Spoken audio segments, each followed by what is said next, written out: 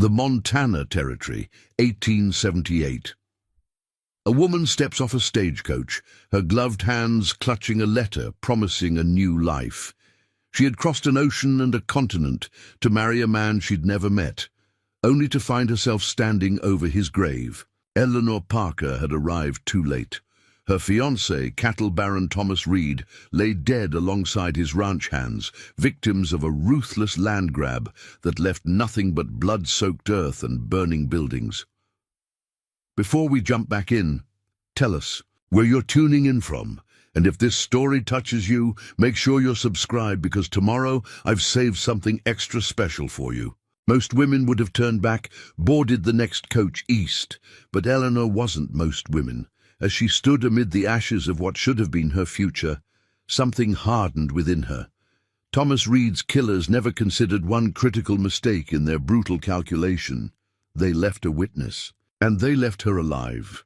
This is the story of how a mail-order bride, with nothing but determination and a stolen ledger, built an empire from the ashes of Massacre, outmaneuvered the most dangerous men in the territory, and carved her name into the landscape with a vengeance that would echo through generations. The journey from Boston to Helena had taken Eleanor Parker nearly 3 weeks. 3 weeks of jarring carriages, choking train smoke, and the constant anxiety that gnawed at her stomach. At 32, Eleanor was what Boston society politely called a particular woman. Unmarried, educated, and with no prospects of securing a comfortable future after her father's investments had crumbled following the Panic of '73. The advertisement had been simple. Successful rancher seeks educated Eastern woman of good character for marriage. Must be practical, resilient, and willing to embrace frontier life. Passage paid. Thomas Reed's subsequent letters had been straightforward but kind, describing his cattle operation near Helena, Montana Territory, 15,000 acres, over 2,000 head of cattle, and a newly built 2-story house that awaited a woman's touch. Eleanor wasn't naive enough to believe in romantic fantasies. She needed security. He needed a wife. It was a pragmatic arrangement that offered her more dignity than remaining a burden on distant relatives who had made their reluctance to support her increasingly clear. The stagecoach driver had been unusually quiet as they approached the final leg of the journey, avoiding her eyes when she inquired about directions to the Reed property. "Ma'am," he'd finally said, removing his hat, "I think there's something you ought to know before we get much farther." The Reed Ranch, he told her, no longer existed. 2 weeks earlier, a group of armed men had ridden onto the property at dawn. Thomas Reed and 7 of his ranch hands were dead. The main house burned, the cattle scattered or stolen. The territorial marshal was investigating, but no arrests had been made. "I can take you straight to Helena instead," the driver offered, his weathered face showing uncharacteristic sympathy. "The Ladies' Aid Society there might—" "No," Eleanor interrupted, her voice steady despite the shock washing through her. "Take me to the Reed property as planned." What remained of the ranch came into view as they crested a hill overlooking a vast valley. The blackened skeleton of what must have been the main house stood starkly against the dramatic backdrop of distant mountains. Several outbuildings appeared untouched, a barn, bunkhouse, and what looked like a storehouse. A small cluster of grave markers on a nearby rise told the rest of the story. Eleanor instructed the driver to wait as she walked to the fresh cemetery. 8 wooden crosses stood in a row, one slightly larger than the others, with Thomas Reed carved into its surface. She stood there, staring at the name of the man she had traveled so far to marry, feeling not grief exactly. She couldn't mourn someone she'd never met, but a profound sense of disorientation. "You, Eleanor Parker." She turned to find a man watching her from several yards away, tall, lean, with a sheriff's badge pinned to his vest. "Marshal Caleb Winters," he introduced himself, approaching with his hat in his hands. "When I heard Thomas Reed's mail-order bride was still coming, I figured I ought to be here. I'm truly sorry about what happened." "What exactly happened, Marshal?" Eleanor asked. Territory's changing, Winters replied. Big Eastern syndicate has been buying up land. Reed refused to sell, made himself some powerful enemies. He gestured toward a nearby ridge. They came at dawn. Most of the men never even got to their guns. Eleanor absorbed this, her eyes still fixed on Thomas Reed's grave. And no one has been arrested. Something in Winter's expression shifted. Evidence is circumstantial. The men responsible work for powerful people. I see, Eleanor said quietly. And what happens to the property now? Banks already foreclosing on the loans Reed took to expand last year. Without him or the cattle, there's no way to make the payments. Winters hesitated. Miss Parker, there's a twice-weekly coach back east. First one leaves tomorrow morning. I'd strongly advise you to be on it. Eleanor didn't respond immediately. Instead, she surveyed the land stretching out before her, rolling grassland interrupted by patches of pine forest, a creek winding through the valley, mountains rising in the distance. This was supposed to be her home. I'd like to see his. House, she said finally. What's left of it? Winters looked like he might object, but instead nodded and led her down the hill toward the burned-out structure. As they approached, Eleanor could see that while the wooden portions had been consumed by fire, the stone foundation and chimney remained intact. Reed was proud of this place, Winters commented. Built it himself last year. Said he wanted something substantial for his bride. Inside the ruins, Eleanor moved carefully through the debris. Little remained beyond ash, charred wood, and scattered metal fixtures. In what must have been the study, a partially burned desk stood against one wall, its contents ransacked. "Marshal," she called, noticing something glinting beneath a fallen beam. "Could you help me move this?" Together they lifted the heavy timber, revealing a small metal lockbox, its exterior scorched but intact. Eleanor reached for it, but Winter's hand closed over hers. "That would be evidence, Miss Parker." Their eyes met, a silent challenge passing between them. "Evidence of what, exactly?" Eleanor asked. "You've made it quite clear no one will be arrested." "For these murders," Winters hesitated, then withdrew his hand. "I'll need to document anything you find." The box was locked, but Eleanor found a key in a hidden compartment beneath the desk drawer, exactly where Thomas had mentioned keeping valuables in one of his letters. Inside was a leather-bound ledger, several folded documents, and an envelope, addressed to Mrs. Thomas Reed. Eleanor's hands trembled slightly as she opened the envelope. The letter inside was dated just 3 days before the attack.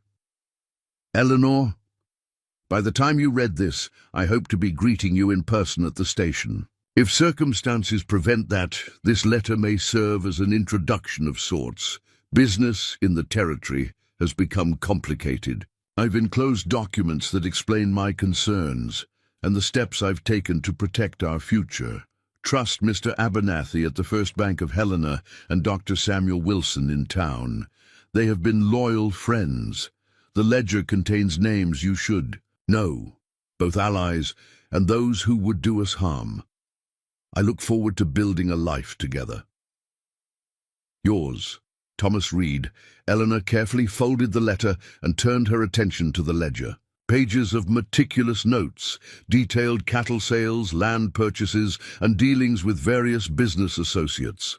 More importantly, several pages contained what appeared to be evidence of threats against Reed and suspicious activities by a company called Western Frontier Investments. "Miss Parker," Marshal Winters said, his voice now carrying an edge, "I need to take that ledger into evidence." Eleanor closed the book and met his gaze. "For your investigation, that will lead nowhere." "I don't think so, Marshal." This was addressed to Mrs. Thomas Reed. "As his intended bride, I have more right to it than anyone. That's not how the law works." "And how does the law work here, exactly?" Eleanor challenged.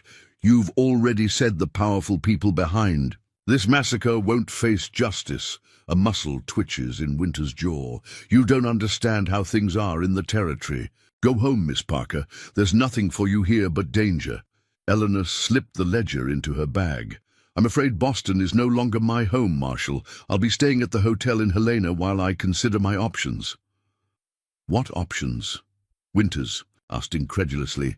The bank's taking everything. Reed's cattle operation is finished. Eleanor stood, brushing ash from her skirts. We'll see about that. The Palace Hotel in Helena was modest by Eastern standards, but offered clean rooms and a respectable dining room. Eleanor took a corner table for dinner, the ledger and documents spread discreetly before her as she ate. Thomas Reed had been methodical in his record-keeping. The picture emerging from his notes was troubling, but informative. Western Frontier Investments had been systematically acquiring ranches throughout the territory, using a combination of financial pressure, intimidation, and, when necessary, violence. Preparing and narrating this story took us a lot of time, so if you are enjoying it, subscribe to our channel. It means a lot to us. Now, back to the story. Their ultimate goal appeared to be controlling the region's entire cattle industry before the arrival of the Northern Pacific Railroad, which would make the land exponentially more valuable. A name appeared repeatedly in Reed's notes: Nathaniel Grant, Western Frontier's local representative. According to Reed's observations, Grant had orchestrated the ruin of at least 3 other ranchers who had refused to sell. Eleanor was so absorbed in her reading that she didn't notice the man approaching until he pulled out the chair across from her. Miss Parker, Samuel Wilson. I was a friend of Thomas Reed. The doctor was in his 50s, with kind eyes behind wire-rimmed spectacles. Eleanor recognized his name from Thomas's letter. Dr. Wilson, please join me. Wilson glanced at the ledger. I see you found Thomas's records. Yes, he mentioned you in a letter. Said you were someone I could trust. Wilson nodded solemnly. I treated his mother before she passed away last year. Thomas was a good man. What happened to him was murder, plain and simple, regardless of what the marshal says. Eleanor studied him carefully. Do you know who's responsible? Everyone knows. Nathaniel Grant and his employers at Western Frontier. But knowing and proving are different matters. Wilson leaned forward. Miss Parker, I don't mean to be indelicate, but what are your plans now? I'm not entirely sure, Eleanor admitted, but I don't intend to return east. The bank's moving to auction the Reed property next week. Without the cattle or means to work the land, I'm not sure what options. I have some money. Eleanor interrupted. Not much, but perhaps enough to secure a small parcel if the price is right. Wilson looked skeptical. These aren't good times for small operations. The big outfits are squeezing everyone out. Then perhaps it's time someone pushed back, Eleanor said quietly. Wilson studied her for a long moment. Thomas would have liked you, I think. He reached into his pocket and withdrew a card. Jacob Abernathy at First Bank, another friend of Thomas. Talk to him before you make any decisions. Eleanor found Abernathy at the bank the following morning. The banker was initially reserved but warmed considerably when she mentioned Dr. Wilson's recommendation and showed him Thomas's letter. Reed was one of the few honest men in the cattle business, Abernathy said, closing his office door for privacy. His death is a significant loss to this community. I understand the bank is foreclosing on his property, Eleanor said. Abernathy nodded uncomfortably. Unfortunately, yes. Thomas took out substantial loans last year to expand his herd. Without him or the cattle, my board has no choice. What if someone were to assume those loans? The banker looked at her with surprise. Miss Parker, we're talking about a considerable sum. I'm aware, but hypothetically, if I were interested in acquiring at least part of the property, what would that require? Abernathy leaned back in his chair, studying her with new interest. Hypothetically, you'd need to convince my board you have both the means and the knowledge to make the operation viable again, neither of which, forgive me, seems likely for a single woman from Boston. Eleanor reached into her bag and withdrew a small pouch, emptying its contents onto the desk. Jewelry, including her mother's diamond earrings and a pearl necklace, that had been in her family for generations. "This is what I have," she said matter-of-factly. "Not enough to buy the entire property, but perhaps enough to secure the homestead and some surrounding land. As for knowledge—" She opened Reed's ledger. "I've been studying Thomas's operation. With the right help, I believe I could revive at least a portion of it." Abernathy fingered the jewelry appraisingly. "These are quite valuable, but still insufficient for what you're proposing." "Then what would you suggest, Mr. Abernathy?" The banker considered for a moment. "There's a smaller parcel, about 500 acres, including the homestead site and good water access, that might be separated from the main property, with these items as collateral, plus a reasonable interest rate." He performed some quick calculations. "It might be possible.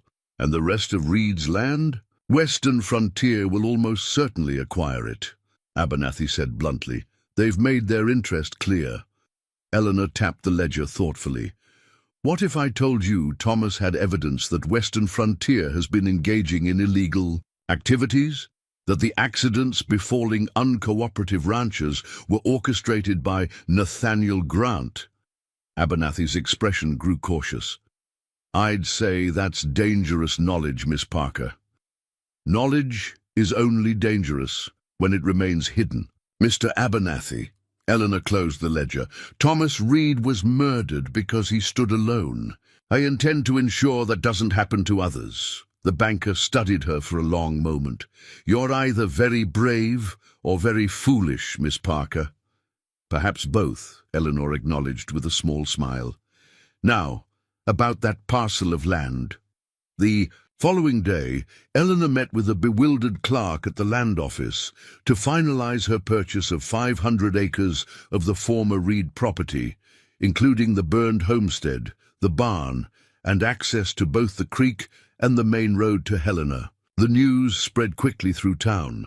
The mail-order bride was staying, and she'd claimed a piece of Thomas Reed's land.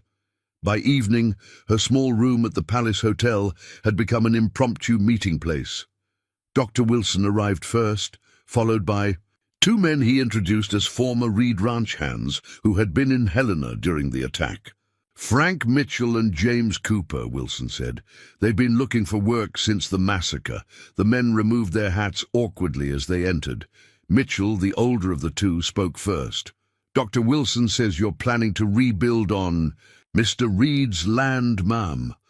"A portion of it, yes," Eleanor confirmed, "and I'll need help." The men exchanged glances.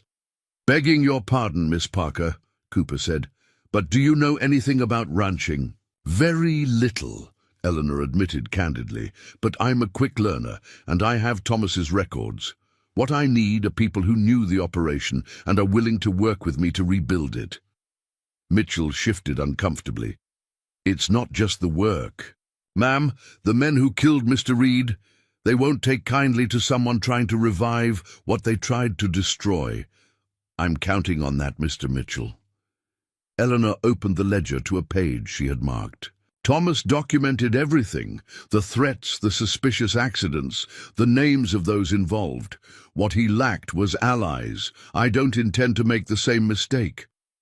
She outlined her plan. Start small, with just enough cattle to establish a viable operation. Use Thomas's connections to secure contracts. Most importantly, gather evidence against Western Frontier and build alliances with other small ranchers facing similar pressure. "It won't be easy," she acknowledged. "The pay will be modest to start, and the danger is very real. But if we succeed, we'll be building something that matters, not just a ranch, but a stand against those who believe they can take whatever they want through violence and intimidation." The men were silent for a long moment. Finally, Mitchell spoke. "Mr. Reed was good to us, paid fair wages, treated us with respect. If you're willing to stand up to the men who killed him, then I'm with you, Miss Parker." Cooper nodded his agreement. "Me too. But you should know, There are others who might join. Men from ranches, western frontiers already taken. Good cowboys. With nowhere to go, Eleanor felt something like hope stirring for the first time since arriving in Montana. Find them, Mr. Cooper. Tell them what we're planning. As the men left to spread the word, Dr. Wilson remained behind. You've started something significant today, Eleanor, he said quietly. But you should know, Nathaniel Grant is in town. Word of your purchase will reach him by morning. Eleanor moved to the window, looking out at the frontier town that was to be her home now. Somewhere out there was the man who had ordered Thomas Reed's death, the man who thought nothing of destroying lives to build his empire. Good, she said simply. Let him come. The morning dawned crisp and clear as Eleanor surveyed the burned-out shell of what should have been her marital home. Frank Mitchell and James Cooper stood beside her, along with 5 other men who had answered their call, former hands from neighboring ranches that Western Frontier had systematically dismantled. We can salvage the stone foundation and chimney, Mitchell observed, kicking at a charred beam. Build around it. Might take a month with all of us working. Eleanor nodded, mentally calculating costs against her dwindling resources. The jewelry had secured the land, but rebuilding would require capital she didn't have. The bunkhouse is still intact, Cooper added. We can bunk there while we work. But Miss Parker, about your accommodations, I'll stay in the foreman's cabin. Eleanor interrupted, gesturing toward a small structure that had escaped the fire. It's weathertight and has a stove. The men exchanged uncomfortable glances. It's hardly suitable for a lady, Mitchell protested. I'm no longer a Boston lady, Mr. Mitchell. I'm a Montana rancher, Eleanor replied with finality. Now let's discuss our most pressing concern, cattle. According to Thomas's ledger, a portion of his herd, perhaps 300 head, had scattered into the hills during the attack rather than being stolen. If they could locate and round up even half that number, they'd have the beginnings of a viable operation. We'll need horses, said a weathered cowboy named Henry Dawson, and supplies for a proper roundup. Eleanor pulled out a list she'd prepared. Dr. Wilson has arranged credit at the general store for basic supplies, for horses. She hesitated, then made a decision. I'll speak with Mr. Abernathy about an additional loan.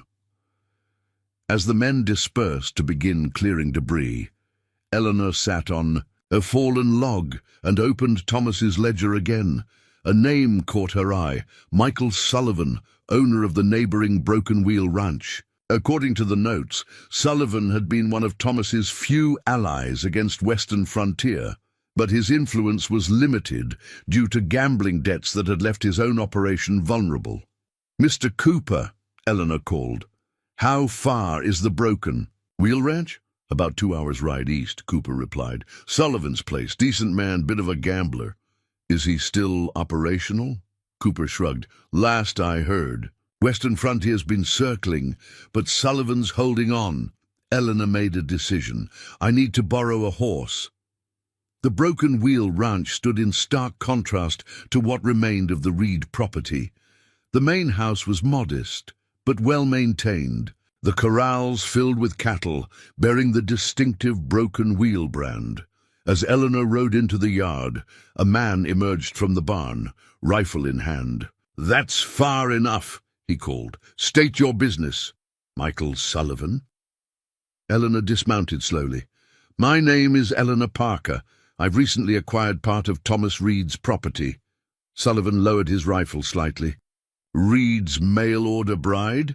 Heard you were headed back east? Evidently not, Eleanor replied dryly. May we speak privately? Sullivan's office was cluttered with papers, empty whiskey glasses and betting slips. The man himself was perhaps 40, with the weathered features of someone who spent most of his life outdoors, and the bloodshot eyes of someone who spent too many nights with a bottle. So you bought part of Reed's spread, Sullivan said, pouring himself a drink without offering one to Eleanor. Either very brave or very foolish. So I've been told, Eleanor acknowledged. I'm here because Thomas's records indicate you were one of his few allies. Sullivan's expression hardened. Fat lot of good it did him, or me for that matter. He tossed a letter across the desk. Latest offer from Western Frontier. Third one this month. Eleanor scanned the document. A thinly veiled threat disguised as a business proposal, offering to buy Sullivan's land at a fraction of its value. Have you considered accepting? She asked carefully. Sullivan laughed bitterly. Every damn day. But this land's been in my family since my father came west in '49. I'll be damned if I hand it over to those vultures. Eleanor leaned forward. What if there was a way to fight back? Not just hold on, but actually push back against Western Frontier? Sullivan's eyes narrowed. I'm listening. Eleanor outlined what she'd pieced together from Thomas's records, evidence of threats, sabotage, and violence orchestrated by Nathaniel Grant. Alone, it wasn't enough to bring legal action, but combined with testimony from other ranchers and additional documentation. You're talking about building a case, Sullivan said, suddenly looking more sober. Taking them to court? Eventually, Eleanor confirmed. But first, we need to survive. I have the land, but limited capital. You have cattle, but mounting debts. I'm proposing an alliance, Mr. Sullivan. The arrangement they negotiated was straightforward. Sullivan would provide 50 head of cattle and technical expertise in exchange for a 20% share of Eleanor's operation. More importantly, they would begin gathering evidence and reaching out to other remaining independent ranchers to form a coalition. As Eleanor prepared to leave, Sullivan walked her to her horse.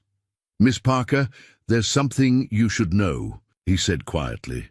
Nathaniel Grant isn't just Western Frontier's agent. He's also Judge Montgomery's son-in-law. Eleanor felt her stomach tighten. The territorial judge? Sullivan nodded grimly. The very same. Any legal case against Western Frontier will eventually land in his courtroom, and there's not a jury in the territory he couldn't influence. Eleanor absorbed this, understanding the implications. Their path just became significantly more difficult. Thank you for the warning, Mr. Sullivan. I'll see you next week with the contract. As she rode back toward her property, Eleanor noticed a cloud of dust in the distance, multiple riders approaching from the direction of Helena. She urged her horse into a grove of trees and watched as a group of 6 men rode past. At their head was a man whose tailored clothes and confident bearing marked him as different from his rough companions, Nathaniel Grant. Eleanor waited until they had passed before continuing, but her heart raced. Grant was making his move, sooner than she'd anticipated. By the time Eleanor reached the property, Grant and his men had already arrived. They formed a semicircle in front of the bunkhouse, where Mitchell, Cooper, and the others stood in wary defiance. "This is private property," Mitchell was saying as Eleanor rode up. "Miss Parker's property, legal and proper." Grant turned at her approach. He was younger than Eleanor had expected, perhaps 35, with the polished appearance of someone who had never worked with his hands. "Ah, the famous Miss Parker," Grant said, offering an insincere smile. "I've been looking forward to meeting you." Eleanor dismounted, keeping her expression neutral. "Mr. Grant, I presume. To what do I owe this visit?" "Just being neighborly," Grant replied. "I wanted to welcome you to the territory and express my condolences about your fiancé. Thomas Reed was persistent." The thinly veiled reference to Thomas's murder hung in the air between them. "Yes, Mr. Reed was known for his determination," Eleanor agreed calmly. "A quality I admired in him." Grant's smile didn't reach his eyes. "Miss Parker, I'll be direct. You've purchased a small portion of land that, frankly, is of little use without the surrounding acreage. Western Frontier will be acquiring the remainder at auction next week. I'm prepared to offer you a generous sum, twice what you paid, to avoid any awkwardness." "That's very considerate, Mr. Grant." Eleanor met his gaze steadily. But I'm afraid I must decline. I didn't come all this way to turn a quick profit. Grant's expression hardened. You misunderstand me, Miss Parker. This isn't a negotiation. This territory is changing. Small operations can't survive. Perhaps, Eleanor acknowledged. But I intend to try nonetheless. Grant studied her for a long moment.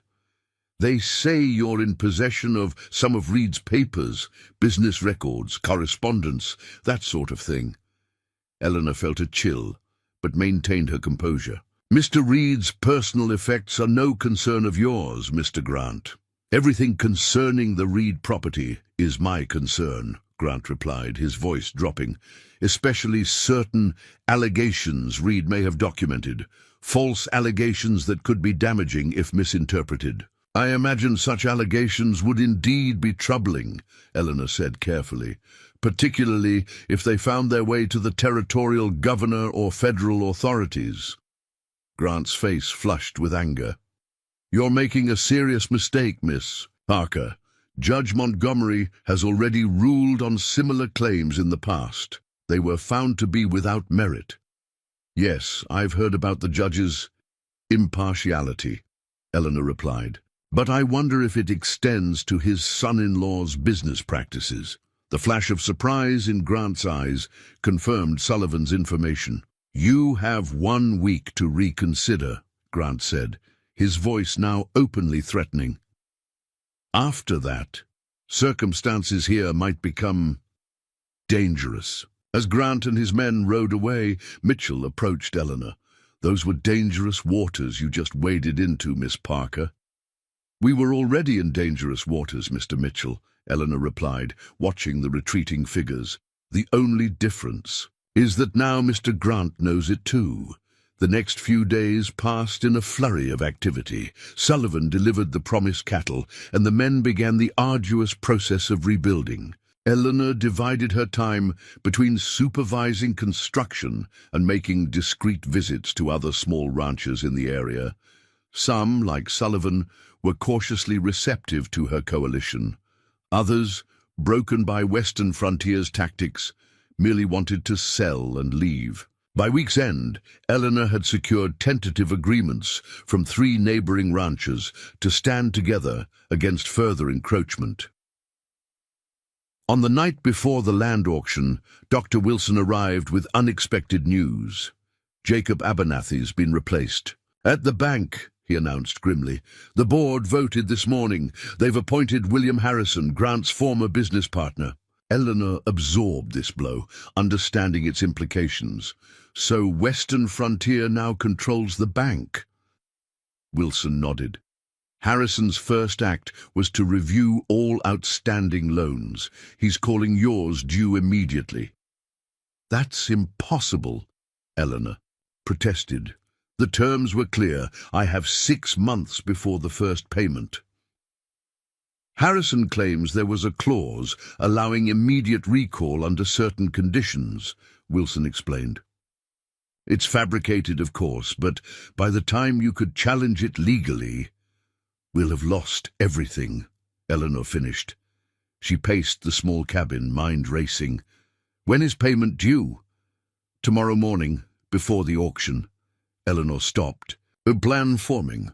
Dr. Wilson, I need you to send telegrams to everyone who's agreed to join our coalition. Tell them to meet here tomorrow at dawn, and I need to speak with Marshal Winters tonight. The Marshal was reluctant to see her, but Eleanor was persistent. When he finally agreed to meet at his office, his expression was guarded. Miss Parker, I don't have time for more accusations about Nathaniel Grant. This isn't about accusations, Marshal, Eleanor replied, placing a document on his desk. It's about this. Winters scanned the paper, a deed transfer for a small parcel of land adjacent to the Reed property. You're selling land to Sullivan? What does this have to do with me? I need you to witness and notarize the transfer tonight, Eleanor explained. Before Harrison can block it, Winters pushed the deed back toward her. Not my job, Miss Parker. The land office handles property transfers during business hours. And by business hours tomorrow, Western Frontier will have manipulated the bank. Into seizing my property, Eleanor countered. Marshal, I know you're not corrupt, just cautious. This is your chance to do something about the men who murdered Thomas Reed. Winters studied her for a long moment. What exactly are you planning? By dawn, Eleanor's small cabin was crowded with ranchers. Sullivan, two brothers named Taylor, who ran a small spread to the north, and Edward Barnes, whose family had been ranching in the territory since before the Civil War. Gentlemen, Eleanor began, spreading a map across the table. Western Frontier has used divide-and-conquer tactics to pick us off one by one. Today, that changes. She explained her strategy. Each of them would purchase specific parcels of the Reed property at auction, creating a patchwork of ownership that would prevent Western Frontier from controlling the whole. The notarized deed transfers Eleanor had prepared would then consolidate those parcels under a new entity, the Montana Cattlemen's Cooperative. With our combined resources, we can operate as a single unit while maintaining individual ownership, she concluded. United, we'll have enough leverage to secure fair contracts with the railroad when it arrives. Sullivan nodded appreciatively. Clever, Miss Parker, but Grant won't just stand by and watch. No, Eleanor agreed. He won't, which is why we need this to be completely legal and transparent. Marshal Winters has agreed to attend the auction as a neutral observer. The men looked skeptical, but Barnes spoke up. My father always said the only way to fight these land grabbers was to stand together. I'm in. The others nodded their agreement. One more thing, Eleanor added. I've sent copies of Thomas's evidence against Western Frontier to the Territorial Governor and the U.S. Marshal's office in Denver. If anything happens to any of us, that evidence becomes public immediately. The auction was held on the steps of the county courthouse in Helena. As expected, Nathaniel Grant arrived with several associates, including the newly appointed bank president, William Harrison. What he clearly didn't expect was the crowd of ranchers and townspeople who gathered to watch the proceedings. Grant approached Eleanor before the bidding began, his voice low and threatening. This is your last chance, Miss Parker. Take Harrison's offer and leave Montana. Eleanor smiled politely. Mr. Grant, I believe the bidding is about to begin. Shall we? The auction proceeded according to plan. Each time Western Frontier bid on a parcel, one of the coalition members countered with a slightly higher offer. Grant's frustration mounted visibly as parcel after parcel went to Eleanor's allies rather than his company. When the final lot was sold, a crucial water access point that went to Sullivan after a tense bidding war, Grant stormed over to the auctioneer, demanding to see the payment confirmations. These men don't have this kind of money, he insisted. Check their bank records. The auctioneer, visibly uncomfortable, gestured to Harrison. Mr. Harrison, can you confirm the funds? Harrison reluctantly nodded. The payments have cleared. What Grant didn't know was that Eleanor had liquidated her remaining assets and combined them with loans from her new partners to create a temporary pool of capital. The money had been deposited that morning, used to secure the parcels, and would be refunded once the deed transfers were processed. As Grant realized he'd been outmaneuvered, his composure finally broke. This is fraud. They're working together to manipulate the auction. Marshal Winters stepped forward. Is there a law against ranchers cooperating to purchase land, Mr. Grant? Because I wasn't aware of one. Grant's face flushed with rage. Judge Montgomery will hear about this. I'm counting on it, Eleanor replied calmly. In fact, I've already requested a meeting with the judge to discuss certain documents in my possession, including records of your threats against Thomas Reed before his murder. Grant's expression shifted from anger to something approaching fear. You're making a dangerous accusation, Miss Parker. Not yet, Eleanor corrected him. But I will be very publicly, unless Western Frontier agrees to cease its aggressive tactics against independent ranchers. The gathered crowd had grown silent, watching the confrontation with rapt attention. Grant lowered his voice. "This isn't over?" "No," Eleanor agreed. "It's just beginning." As Grant and his men departed, the coalition members gathered around Eleanor. "That was quite a performance," Sullivan said admiringly. "But Grant won't take this lying down." "No," Eleanor acknowledged. "He won't, which is why what we do next is crucial." The following week saw intense activity as the newly formed Montana Cattlemen's Cooperative began operations. The coalition members pooled resources to rebuild the main house on Eleanor's property, which would serve as their headquarters. Hands from all the member ranches worked together to round up scattered cattle and repair damaged infrastructure. Word of their stand against Western Frontier spread throughout the territory. 2 more small ranchers approached Eleanor about joining the cooperative, bringing additional land and cattle into the alliance. Dr. Wilson visited regularly, bringing news from town. "Grant's been summoned to Denver by his employers," he reported one evening. "Word is, they're not pleased with his handling of the situation." Eleanor nodded thoughtfully. "And Judge Montgomery recused himself from any cases involving Western Frontier," Wilson replied with a slight smile. "Apparently, he's concerned about the appearance of impropriety given his family connection." Eleanor allowed herself a small moment of satisfaction. The tide was beginning to turn. As she stood on the porch of the newly rebuilt house, different from what Thomas had planned but solid and practical, Eleanor gazed out at the land that was slowly becoming home. In the distance, cowboys drove cattle toward fresh pasture, the distinctive cooperative brand visible on their flanks. She opened Thomas's ledger, now worn from constant reference, and added a new entry. "Coalition secure, operations expanding, Western Frontier in retreat." For now, Eleanor had no illusions about the challenges ahead. Grant would return, possibly with new tactics. The railroad's arrival would bring fresh complications. Building a successful operation would require years of hard work and sacrifice. But looking out at what they'd accomplished in just a few short weeks, Eleanor felt something she hadn't experienced since arriving in Montana. Hope, not just for her own future, but for all those who refused to be pushed aside by men like Nathaniel Grant. The sun was setting over the mountains as Eleanor closed the ledger. In her mind, she could almost see Thomas Reed standing there, approving of what she'd built from the ashes of his dream. "We're not finished yet," she murmured, more to herself than to the ghost of her would-be husband. "But we've made a start." 3 months after the land auction, the Montana Cattlemen's Cooperative had transformed from a desperate gamble into a promising enterprise. The main house now served as both Eleanor's residence and the cooperative's headquarters, with a newly constructed office wing where she managed their growing operation.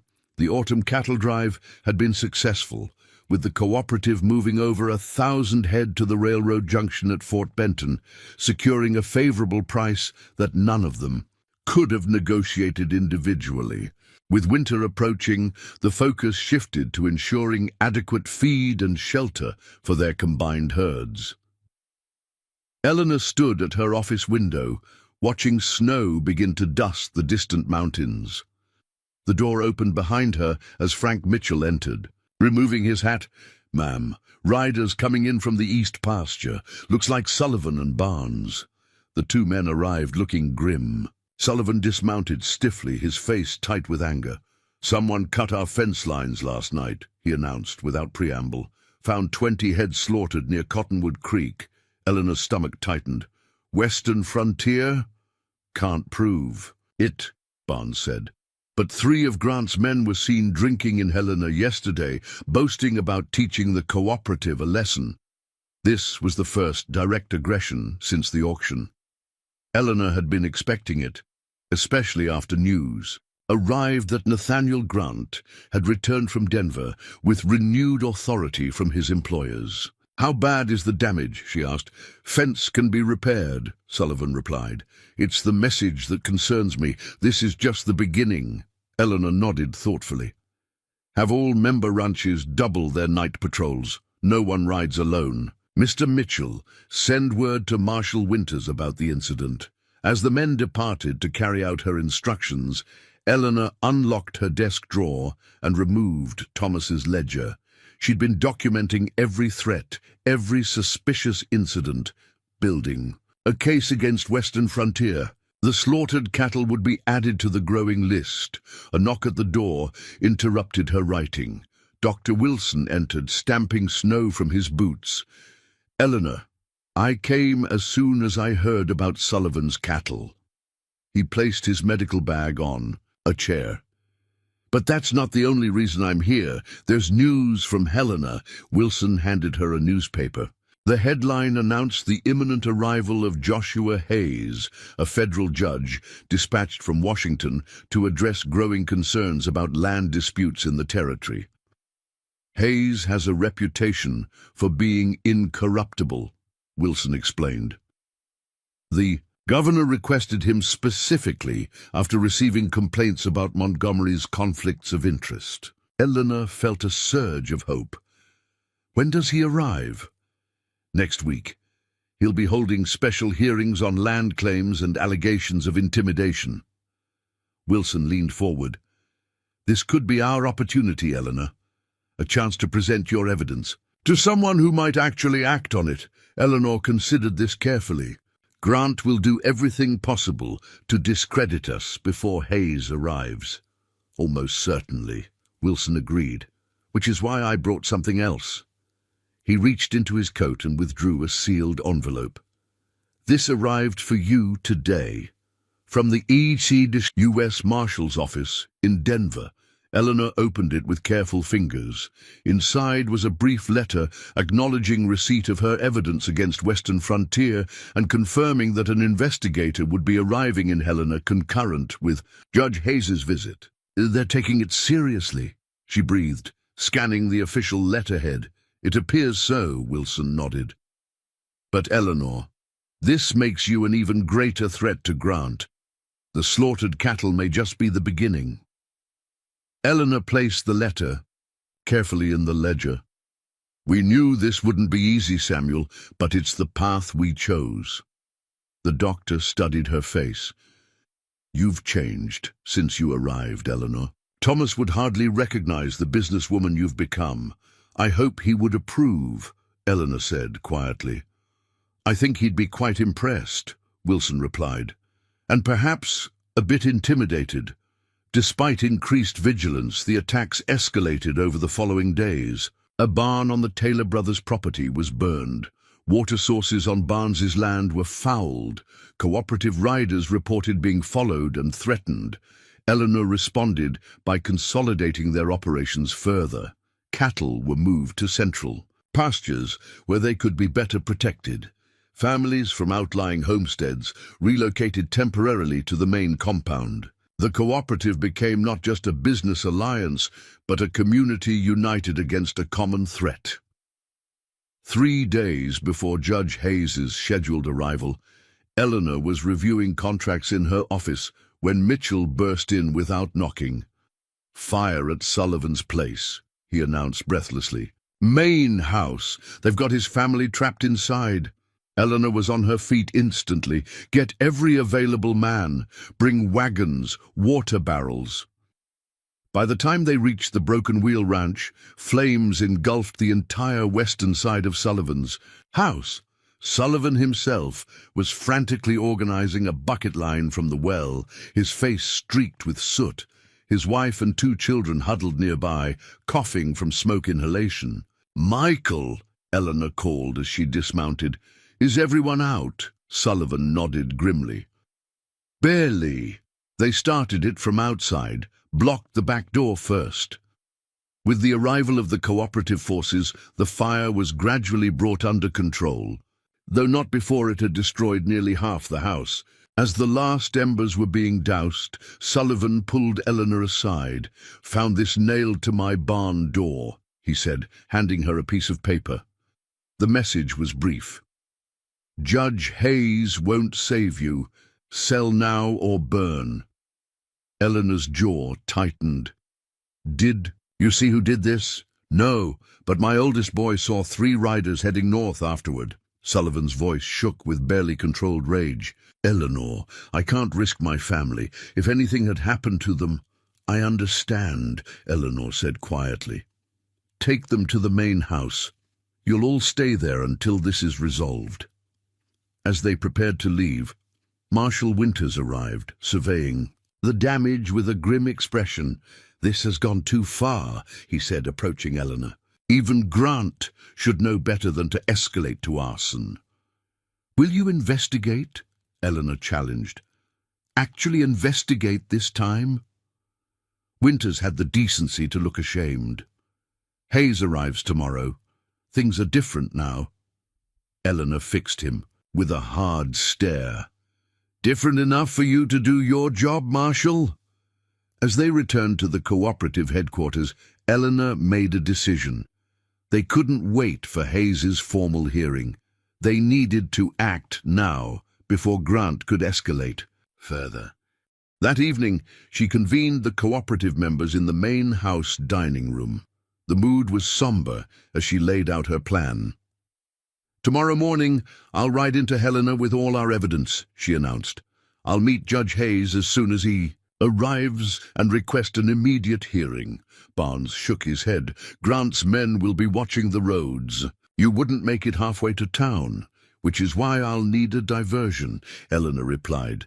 Mr. Sullivan, you and the others will lead a highly visible cattle movement toward your northern pastures. Make it obvious. Draw attention. Meanwhile, I'll take the old mining trail through the eastern hills. Mitchell frowned. That trail's barely passable in good weather, let alone with snow coming in. It's our best option, Eleanor insisted. I'll leave before dawn. As the meeting broke up, Dr. Wilson remained behind. Eleanor, this is extremely dangerous. Let me take the evidence to Hayes. I can move through town without attracting attention. Eleanor shook her head. Hayes needs to hear this directly from me, Samuel. I'm the one with first-hand knowledge of how all these pieces fit together. Wilson studied her with concern. You know, when you first arrived, I thought you were just another Eastern woman who would flee at the first sign of trouble. I've never been more wrong about anyone. Eleanor smiled slightly. I had no idea who I would become when I stepped off that stagecoach. Sometimes I hardly recognize myself. Thomas chose well, Wilson said quietly, even if he never got to meet you. In the pre-dawn darkness, Eleanor prepared for the journey. She dressed practically in a split riding skirt and sturdy boots, with Thomas's ledger and all their collected evidence secured in a waterproof saddlebag. A small pistol, a gift from Sullivan after the auction, was tucked into her belt. Mitchell met her at the stable. I've saddled the bay gelding, sure-footed horse we have for that mountain trail. Eleanor nodded her thanks. Remember, the diversion needs to be convincing. Grant must believe all cooperative members are with the cattle. We'll make sure of it, Mitchell promised. Be careful, Miss Parker. The Eastern Trail was even more treacherous than Eleanor had anticipated. Disused for years, it twisted through rocky foothills before climbing sharply into the mountains that separated the cooperative's land from Helena. In places, the path narrowed to barely the width of her horse, with steep drops to one side. By mid-morning, snow began falling in earnest, reducing visibility and making the trail slippery. Eleanor pressed on, knowing delay meant giving Grant more time to act. She was traversing a particularly narrow section when the shot rang out. The bullet splintered rock inches from her head as her horse reared in panic. Eleanor clung to the saddle, fighting to control the frightened animal while scanning for the shooter. A second shot kicked up snow near the horse's hooves. This time, Eleanor spotted movement on a ridge to her left. A rider in a dark coat, rifle raised, spurring. Her horse forward, Eleanor abandoned the trail for a dense stand of pines, using the trees for cover as more shots followed. The horse stumbled on the rough terrain, but kept its footing as they plunged deeper into the forest.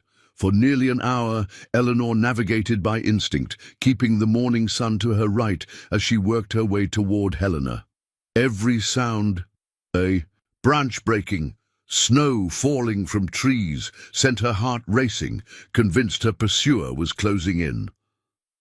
When she finally emerged from the forest, the town of Helena was visible in the valley below.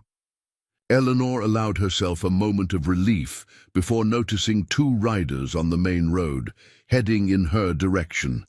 Even at this distance, she recognized one as Nathaniel Grant. Staying within the tree line, Eleanor worked her way down toward town, avoiding the main approaches where Grant's men would surely be watching.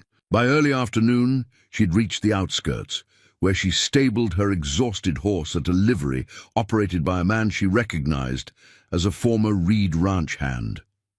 "Miss Parker?" The man looked startled. "You shouldn't be here.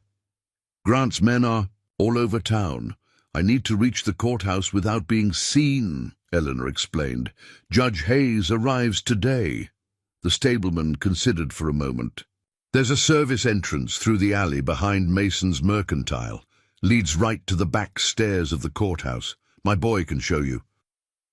The courthouse was bustling with activity when Eleanor arrived, slipping in through the service entrance as suggested. Attorneys, clerks, and citizens crowded the hallways, many discussing the imminent arrival of the federal judge.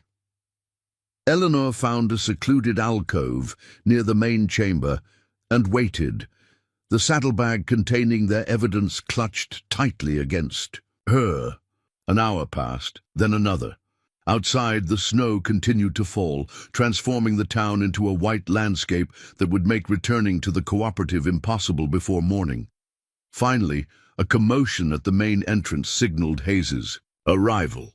Eleanor watched as a tall, distinguished man with silver hair and a neatly trimmed beard entered, flanked by aides and territorial officials. This must be the federal judge. As Hayes was led toward a private chamber, Eleanor moved to intercept him. Before she could reach him, a hand gripped her arm, pulling her back. "I wouldn't do that if I were you," Nathaniel Grant said, his voice low. "Judge Hayes has a very full schedule. He doesn't have time for hysterical women with wild accusations." Eleanor pulled her arm free. "Your intimidation tactics won't work here, Mr. Grant. Not anymore." Grant's smile was cold. "Miss Parker, you misunderstand the situation. I've just spent the past hour meeting with Judge Hayes, explaining the unfortunate misunderstandings that have arisen regarding Western Frontier's business practices." Eleanor felt a chill that had nothing to do with the snow outside. "Hayes wouldn't take your word over documented evidence." "Perhaps not," Grant conceded. "But he's a man who respects proper legal channels, unlike someone who would fabricate evidence and coerce witnesses to support a vendetta." Eleanor stared at him. "What have you done?" "Simply filed a formal complaint against the so-called Montana Cattlemen's Cooperative for conspiracy, fraud, and extortion." Grant's eyes gleamed with malice. "With sworn statements from several former associates of yours who have reconsidered their positions." "You threatened them," Eleanor realized. "Their families." Grant shrugged slightly. "People reconsider their options when presented with the full consequences of their choices. Sullivan, for instance, has provided a very detailed statement about how you manipulated him into joining your scheme." Eleanor felt as though she'd been struck. "You're lying. Michael would never—" "See for yourself," Grant interrupted, withdrawing a document from his coat. His signature properly witnessed, along with Barnes and both Taylor brothers. The document was genuine, a formal statement withdrawing all claims against Western Frontier and dissolving the cooperative agreement. All four signatures appeared. "Authentic. Judge Hayes has reviewed these statements," Grant continued. "He's understandably skeptical about any evidence you might present given the circumstances. Eleanor fought to maintain her composure. This changes nothing. The truth is in these documents, regardless of who supports it now. Ah, yes, your precious evidence. Grant's expression hardened.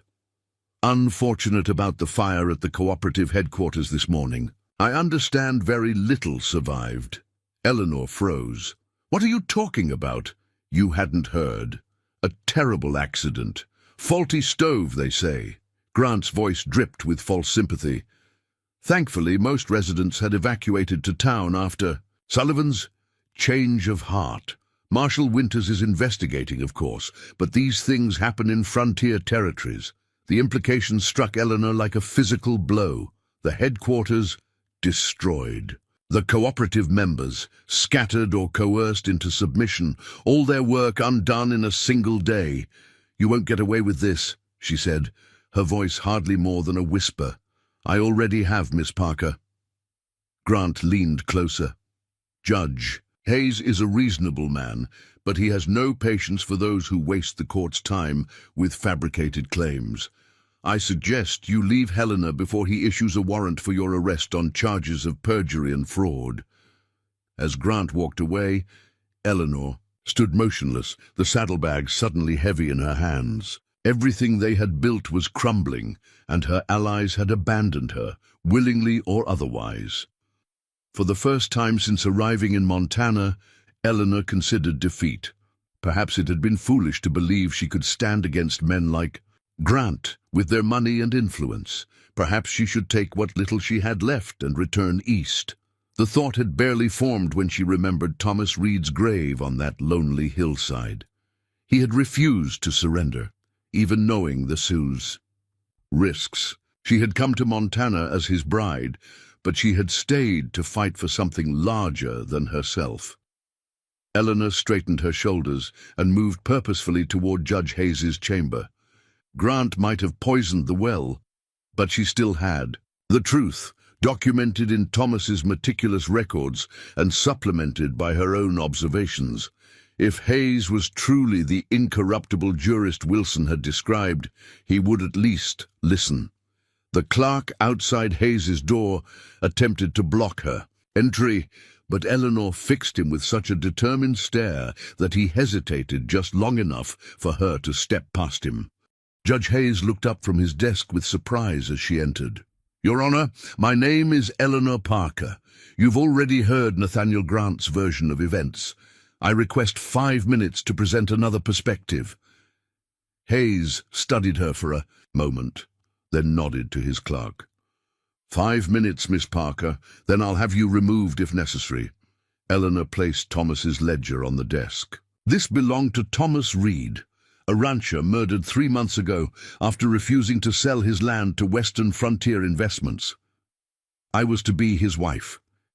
Instead, I became the keeper of his records, including evidence of systematic intimidation, violence and fraud perpetrated by Nathaniel Grant. Hayes made no move to open the ledger. Mr. Grant has informed me that you've been coercing local ranchers into making false claims against his company. Has he told you how those ranchers suddenly changed their statements? Eleanor countered. Or about the fire at Sullivan's ranch 3 days ago, or the one at our headquarters this morning? A flicker of interest crossed Hayes's face. Go on.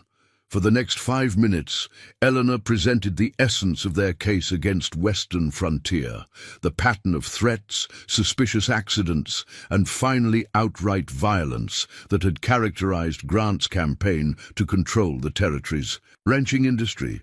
Sullivan and the others withdrew their statements because Grant threatened their families, she concluded. But the evidence exists independently of their testimony. I ask only that you review it before dismissing our claims. Hayes was silent for a moment, then reached for the ledger. I'll examine this tonight, Miss Parker. That's all I can promise.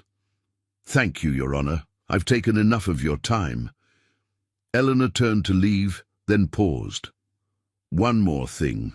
A federal investigator from the U.S. Marshal's Office should be arriving today, sent from Denver, specifically to look into these matters. Hayes raised an eyebrow. Indeed, no one has mentioned this to me. I suspect Mr. Grant has been working to intercept him, Eleanor replied, just as he tried to prevent me from reaching you today. As Eleanor exited the chamber, she nearly collided with Dr. Wilson, who was arguing with the clerk. "Eleanor!" Wilson exclaimed. "Thank God. When we heard about the fire—" "It's true then?" Eleanor asked, her heart sinking. "The headquarters is gone," Wilson nodded grimly. "Burned to the ground. But that's not the worst of it. Sullivan and the others signed papers dissolving the cooperative." "I know," Eleanor replied. "Grant showed me. Did they have a choice?" "Western frontier men took Sullivan's children for safekeeping during the confusion after the fire," Wilson explained in a low voice. "The others faced similar threats. They're not cowards, Eleanor." "I never thought they were," she said quietly.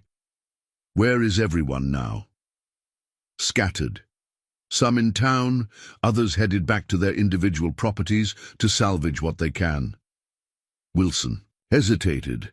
"There's something else. The U.S. Marshal investigator arrived this afternoon." Eleanor felt a surge of hope. "Did you speak with him?" "Briefly, before Grant's men surrounded him," Wilson replied. "He's at the Grand Hotel under what amounts to house arrest, supposedly for his protection while traveling in the territory." Eleanor considered this new information. "Judge Hayes has Thomas's ledger.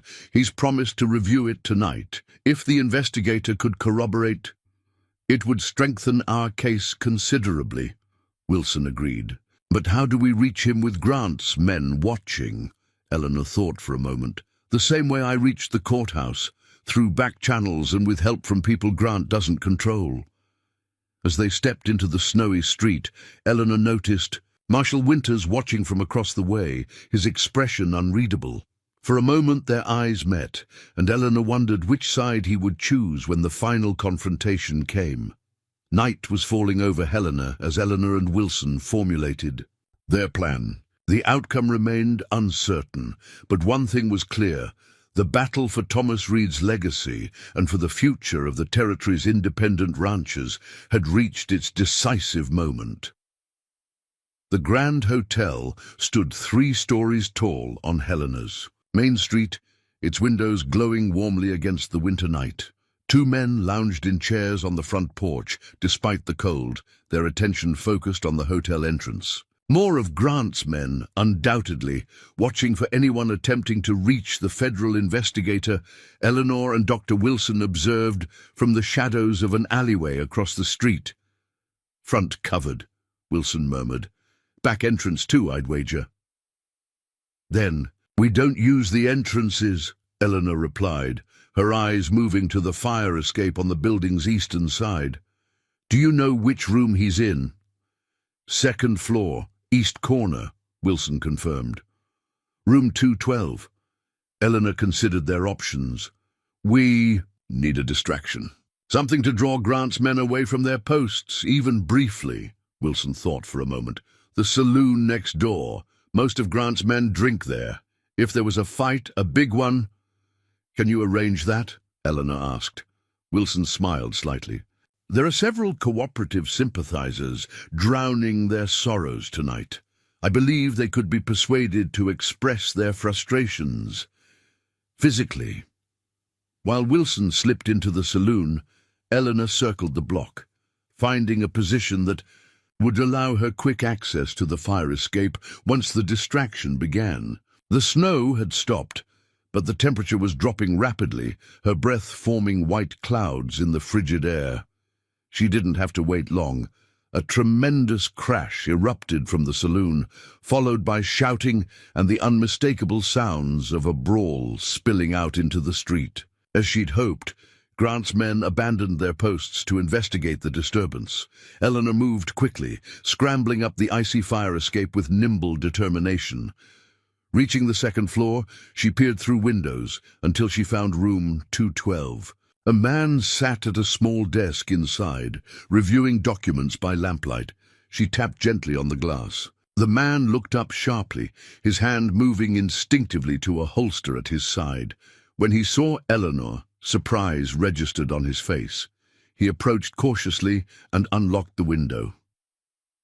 Deputy U.S. Marshal Lawrence Reynolds, he introduced himself. As Eleanor climbed through, "And you must be Eleanor Parker." "How did you know?" Eleanor asked, brushing snow from her skirt. "Your description was in the file sent from Denver," Reynolds explained, "though they failed to mention your penchant for unconventional entrances." Despite the gravity of their situation, Eleanor found herself smiling. "Circumstances have required adaptation, Marshal. I understand you've been detained." Reynolds nodded grimly. "Politely, but firmly. Mr. Grant's associates have made it clear that the territory is too dangerous for me to move about freely. Judge Hayes has Thomas Reed's evidence," Eleanor explained quickly, "but Grant has poisoned the well, coerced our witnesses into recanting. Your corroboration could make the difference." Reynolds gestured toward his documents. "I've spent weeks building a case against Western Frontiers operations throughout the territory. Land fraud, intimidation, even suspected murder. But without local testimony, the cooperative members withdrew their statements under duress," Eleanor insisted. "Their families were threatened." "I believe you," Reynolds assured her. "But Hayes will need more than just your word against Grant's." Eleanor paced the small room, mind racing. "Marshal, Winters knows the truth, even if he's been reluctant to act on it. And there must be others in town with knowledge of Western Frontiers methods, people who've observed but remain silent out of fear." "Find me those witnesses," Reynolds said, "and I can present a federal case that even Judge Montgomery couldn't dismiss. But we need to move quickly. Grant knows I'm here, which means he'll accelerate whatever plans he set in motion." The commotion from the street had subsided, which meant Grant's men would soon return to their posts. "I need to go," Eleanor said, moving toward the window. "Can you meet Judge Hayes tomorrow morning?" Reynolds frowned. "Not if Grant's men have any say in the matter." "They won't," Eleanor promised. "Be ready at 9 o'clock. Someone will come for you." As Eleanor prepared to descend the fire escape, Reynolds caught her arm. "Miss Parker, be careful. Men like Grant don't lose gracefully. When they sense defeat, they become most dangerous." Eleanor nodded, the warning echoing her own concerns. "Neither do I, Marshal Reynolds, neither do I." The snow had begun again as Eleanor made her way through Helena's back streets toward the small boarding house where she'd secured a room. Her mind worked, furiously, piecing together a plan for the morning. They needed witnesses, people willing to testify about Western Frontiers methods despite the risks. A shadow detached itself from a doorway ahead. Eleanor tensed, her hand moving to the pistol in her belt. "Miss Parker." Marshal Winters stepped into the dim light of a street lamp. "Bit late for a stroll," Eleanor regarded him warily. "Following me, Marshal." "Just happened to notice you climbing down from the Grand Hotel like a cat burglar," Winters replied dryly. "I thought I should investigate." "Are you planning to arrest me?" Eleanor challenged. Winters sighed heavily. "No, Miss Parker. Though God knows you don't make it easy to keep the peace in this town." Eleanor studied his face, trying to read his intentions. "Whose peace are you keeping, Marshal? The territory's or Nathaniel Grant's?" Something shifted in Winter's expression. "I've walked a fine line since coming to this territory, sometimes too fine.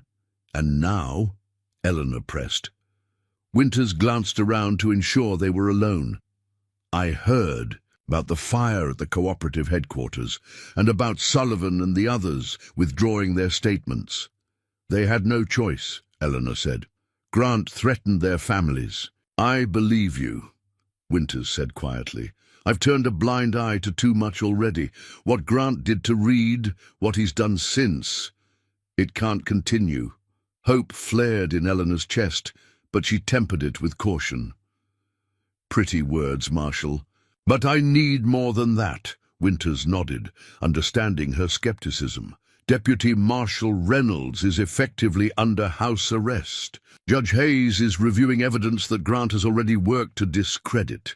You need something to tip the scales. Or someone, Eleanor suggested, watching him carefully. Winters met her gaze steadily. Tomorrow morning, 9 o'clock, Judge. Hayes's chambers. I'll be there with sworn statements from 3 of my deputies regarding incidents they've witnessed involving Western Frontier operations. Eleanor couldn't conceal her surprise. Your deputies? They'll testify against Grant? Not all law enforcement in this territory is corrupt, Miss Parker, Winters said with a hint of pride. Just cautious. Sometimes too cautious. As they parted ways, Eleanor felt the first genuine optimism since learning about the cooperative's dissolution. With Winters' testimony, Reynolds' federal investigation, and Thomas's evidence, they might actually prevail against Western Frontier. But Grant had proven himself ruthless and resourceful. The night was far from over, and morning still hours away. Eleanor had just reached the boarding house when she noticed the door standing slightly ajar. Drawing her pistol, she approached cautiously. Inside, the small front parlor was in disarray. Furniture overturned, her belongings scattered. Looking for these. Nathaniel Grant stepped from the shadows, holding up Eleanor's saddlebags, the ones containing copies of Thomas's evidence and her own documentation. Eleanor aimed her pistol steadily. Put those down, Grant. Or what? You'll shoot me in cold. Blood? Grant seemed unconcerned by the weapon. That would rather undermine your claim to the moral high ground, wouldn't it? What do you want? Eleanor demanded, keeping the gun trained on him. Grant set the saddlebags down, but kept his hand resting on them. The same thing I've always wanted. Cooperation. This territory is changing, Miss Parker. The old ways, independent ranches, small holdings, they're finished. Progress demands consolidation, efficiency. You call murder progress? Eleanor's voice was sharp with contempt. I call it inevitable, Grant countered. Reed refused to see that. He chose the hard way. You don't have to make the same mistake. What are you offering? Eleanor asked, buying time as she assessed her options. Grant smiled thinly. A partnership. Western Frontier could use someone with your determination. You've proven yourself quite capable, despite the unfortunate circumstances. Join us, and you can help shape how this territory develops. And if I refuse, then you'll lose everything, just as Reed did. Grant's smile vanished. Judge Hayes is a reasonable man, but even he requires evidence. Evidence that will no longer exist by morning. Eleanor tightened her grip on the pistol. You're not leaving with those saddlebags. Oh, I don't need to take them, Grant replied casually. My men are currently visiting Dr. Wilson, Marshal Reynolds, and anyone else who might. Support your claims tomorrow. By dawn, there will be no witnesses, no evidence, and no case against Western Frontier. Cold fear gripped Eleanor. If you harm them... That depends entirely on you, Miss Parker, Grant interrupted. Drop the gun, agree to my terms, and everyone. Lives. Continue this futile crusade, and the consequences are on your head. For a long moment, the only sound in the room was their breathing. Eleanor's mind raced through alternatives, calculating risks and potential outcomes. Finally, she lowered the pistol. You win, Grant. I'll sign whatever you want. Grant's smile returned, triumphant. A wise decision. I knew beneath all that righteous determination was a practical woman. As he reached into his coat for papers, Eleanor made her move. In one fluid motion, she kicked over a small table between them and lunged forward, snatching the saddlebags while Grant was momentarily distracted. Grant recovered quickly, grabbing her arm. Enough games, Miss Parker. They struggled briefly before Eleanor wrenched free, stumbling backward. Grant advanced, his face contorted with anger, until the sound of a cocking pistol froze him in place. Marshal Winters stood in the doorway. his weapon aimed squarely at Grant's chest. Behind him were two deputies. "That's far enough, Nathaniel," Winters said calmly. Grant's expression shifted from rage to calculated charm. "Marshal, this is a simple misunderstanding between business associates. Nothing that requires your intervention." "Heard everything, Grant," Winters replied, "including your threats against Dr. Wilson and Marshal Reynolds. That's interfering with a federal investigation, a serious offense." "You're making a mistake, Winters," Grant warned. "Judge Montgomery isn't here." Winters finished for him.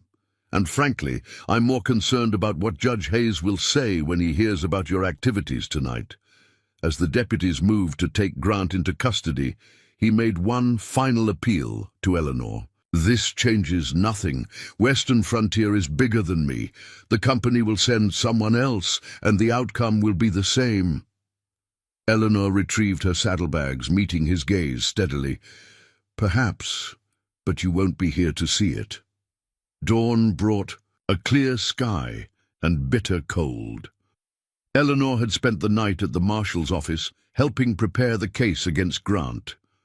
Runners had been dispatched to ensure Dr. Wilson's safety and to secure Marshal Reynolds' presence at the morning meeting with Judge Hayes. Sullivan arrived as they were gathering their materials, his face haggard from lack of sleep. "Eleanor," he began awkwardly, "I came as soon as I heard about Grant's arrest. My children are safe," Eleanor assured him. "Marshal Winters sent deputies to all cooperative members' families last night." Sullivan's relief was palpable. "The papers I signed. I never would have—" "I know," Eleanor interrupted gently. "None of us could have anticipated Grant's methods." "What happens now?" Sullivan asked. "The cooperative headquarters is gone. Most members have scattered." Eleanor considered the question. "We rebuilt again.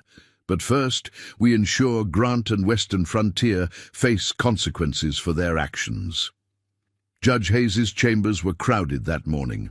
Eleanor, Reynolds, and Winters presented their evidence methodically: Thomas's ledger, Eleanor's documentation, the federal investigation findings, and sworn statements from Winters's deputies regarding Western Frontier's intimidation tactics. Hayes listened attentively, asking pointed questions that revealed a sharp legal mind.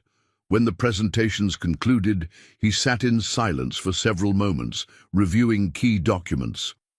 "This is compelling evidence of systematic illegal activity," he finally stated.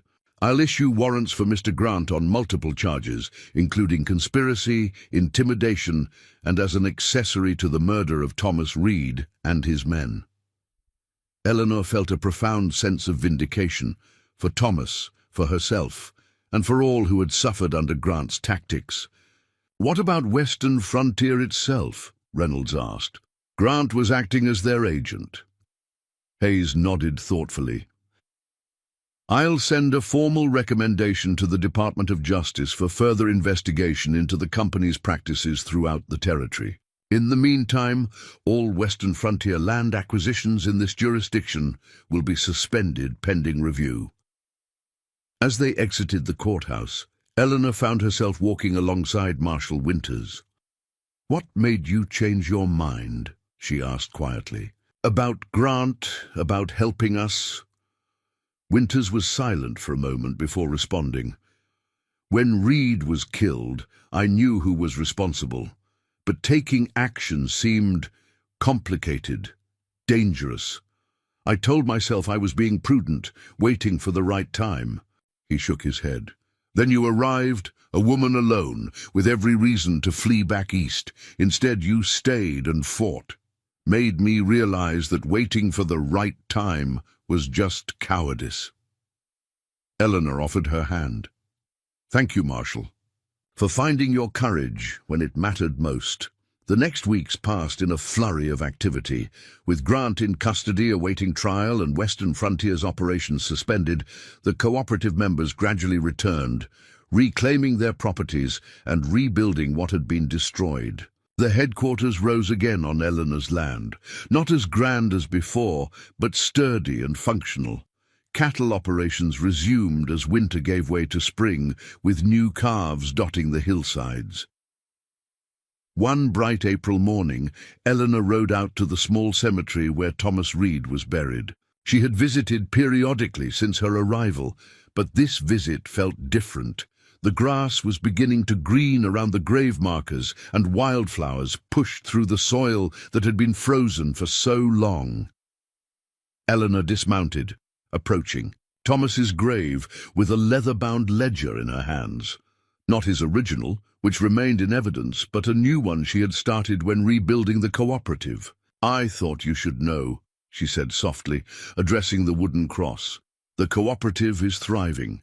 We've expanded to 8-member ranches now, with more considering joining.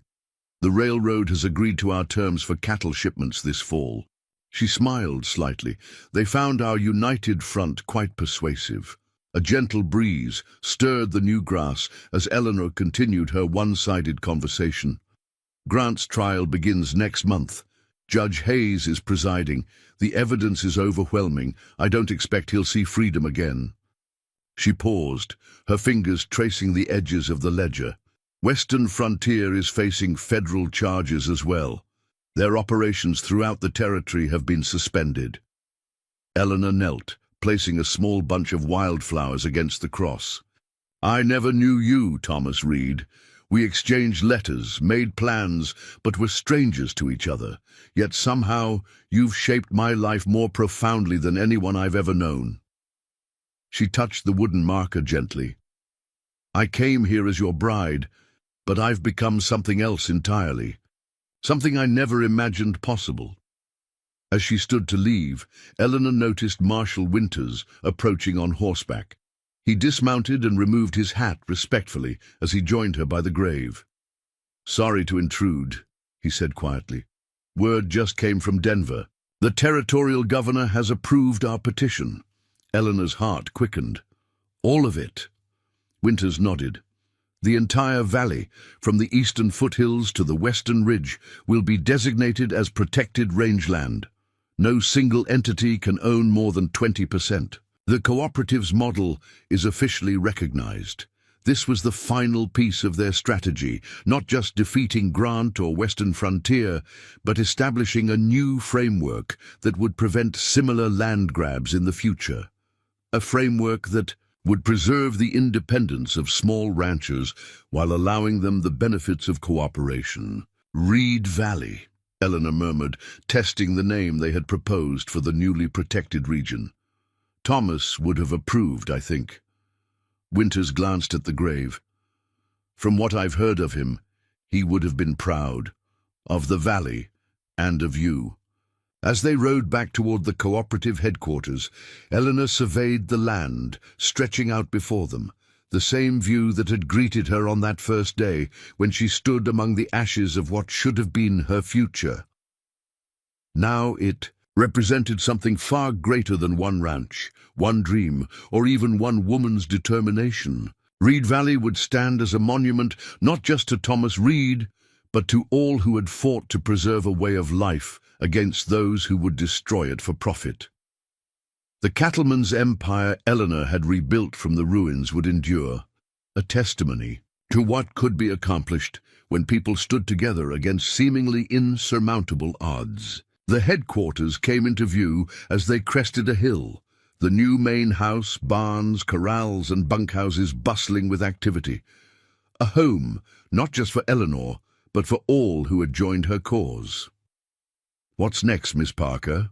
Winters asked as they paused to take in the scene. Eleanor smiled, the confident expression of a woman who had found her true purpose. "We expand. The railroad's coming, the territory's growing. There's an opportunity for those willing to work together rather than destroy each other." "And you'll lead them," Winters observed. It wasn't a question. Eleanor nodded, her gaze fixed on the future she could now envision clearly. "I came to Montana to be a wife. Instead, I found an empire waiting to be built." As they rode down toward the headquarters, Eleanor felt Thomas Reed's presence, not as a ghost or a memory, but as a catalyst that had set her on this unexpected path. She had arrived too late to be his bride, but perhaps that had been destiny's design all along. The mail-order bride had found her promised husband dead in a massacre, and in response, she had rebuilt his dreams into something far greater than either of them could have imagined. 5 years passed, transforming both the landscape and the woman who had shaped it. Reed Valley flourished under the cooperative's stewardship, becoming a model that other regions throughout the territory began to emulate. The Northern Pacific. Railroad's arrival had brought the anticipated boom in cattle prices, and the cooperative's unified bargaining position had secured advantageous contracts that individual ranchers could never have obtained. Eleanor Parker, once known simply as Reed's mail-order bride, was now one of the most influential figures in Montana Territory. The main house had been expanded into a proper headquarters befitting the operation's success, with a dedicated office wing where Eleanor conducted the cooperative's increasingly complex business affairs. On a warm summer morning, Eleanor sat at her desk reviewing quarterly reports when a knock interrupted her concentration. Frank Mitchell, now the cooperative's operations manager, entered with an expression that immediately put Eleanor on alert. "Rider from Helena," Mitchell announced. "Western Frontier's back." Eleanor set down her pen. "I thought their assets in the territory were permanently frozen after the federal case." "Different name, same investors," Mitchell explained, "calling themselves Montana Development Corporation now. They've purchased the old Clark property just north of Reed Valley." Eleanor frowned. The Clark Ranch had been one of the few holdouts against joining the cooperative, despite multiple overtures. Old Man Clark had died the previous winter, and his son had apparently wasted no time in selling. "Who's running the operation?" she asked, though she suspected the answer. "William Harrison," Mitchell confirmed, "former bank president who worked with Grant." Eleanor moved to the window, gazing out at the valley that bore Thomas Reed's name. Western Frontier's return was concerning but not unexpected. The company had resources and connections that extended far beyond Montana. Even with Nathaniel Grant imprisoned for his crimes, it was naive to think they would abandon their territorial ambitions permanently. "Have they made any moves against cooperative members?" she asked. Mitchell shook his head. "Not yet. But Harrison's been meeting with ranchers along the northern boundary, offering premium prices for their land." Eleanor nodded thoughtfully. "They're trying to establish a foothold, create pressure from outside Reed Valley's protected status." "What do we do?" Mitchell asked, his weathered face showing concern. Eleanor returned to her desk, her decision already forming. "Call a meeting of all cooperative members for tomorrow and send word to Marshal Winters. I want to know everything about this Montana Development Corporation." As Mitchell left to carry out her instructions, Eleanor unlocked a drawer and removed a familiar leather-bound ledger, Thomas's original, returned after Grant's conviction. Its pages were worn from constant reference, a tangible link to the man whose legacy she had built upon. The tactics would be different this time, Eleanor knew. After the public spectacle of Grant's trial and Western Frontier's disgrace, their new incarnation would operate with more subtlety. No midnight raids or burned homesteads. Instead, they would use financial pressure, political influence, and the inexorable logic of progress to achieve their aims. The cooperative meeting the following day was well attended, with representatives from all 12-member ranches filling the conference room Eleanor had added to the headquarters last year. Montana Development Corporation is Western Frontier with a new face, Eleanor began, addressing the assembled ranchers. Their goal remains the same, controlling as much land as possible before statehood, when property values will inevitably rise. Michael Sullivan, now serving as the cooperative's treasurer, spoke up. "They can't touch Reed Valley. The territorial protection is solid." "But they can surround us," Eleanor countered. "Cut off expansion, pressure ranchers outside our boundaries, and eventually strangle our operations through control of water rights and transit routes." Edward Barnes, the oldest of the cooperative members, cleared his throat. "What exactly are you proposing, Eleanor? We can't stop people from selling their land if they're of a mind to." Eleanor unrolled a map across the table. "We expand the cooperative's reach, not just Reed Valley, but north toward the Clark property and east along the river. We offer competitive prices, favorable terms for those who join us." "That's ambitious," Sullivan observed. "Do we have the capital?" Eleanor smiled slightly. "The railroad contract renegotiation last month was more favorable than I let on. We have reserves." The discussion continued for hours, with members raising concerns and offering suggestions. By day's end, a strategy had been approved. The cooperative would actively counter Montana Development Corporation's offers to neighboring ranches, extending its influence beyond Reed Valley's protected boundaries. As the meeting broke up, Marshal Winters arrived with information gleaned from his contacts in Helena. Montana Development Corporation is definitely Western Frontier rebranded, he confirmed, joining Eleanor in her office. "Same investors, new management structure. Harrison's the local face, but he reports to executives in Chicago." "What about their plans?" Eleanor asked. Winters handed her a folded document. "Land acquisition strategy for the next 3 years.